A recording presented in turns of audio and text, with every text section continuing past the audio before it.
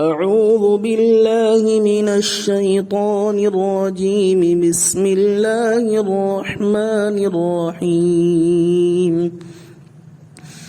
يا أيها المزمل قم الليل إلا قليلا نصفه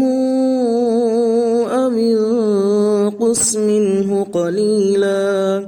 أو زد عليه ورتل القرآن ترتيلا إنا سنلقي عليك قولا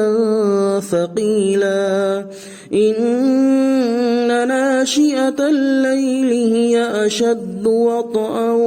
وأقوم قيلا إن لك في النهار سبحا طويلا واذكر اسم ربك وتبتل إليه تبتيلا رب المشرق والمغرب لا إله إلا هو فاتخذه وكيلا واصبر على ما يقولون واهجرهم هجرا جميلا وذرني والمكذبين أولي النعمة ومهلهم قليلا إن لدينا أنكالا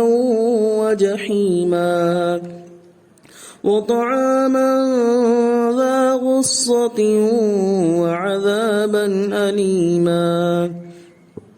يوم ترجف الأرض والجبال وكانت الجبال كثيبا مهيلا إنا أرسلنا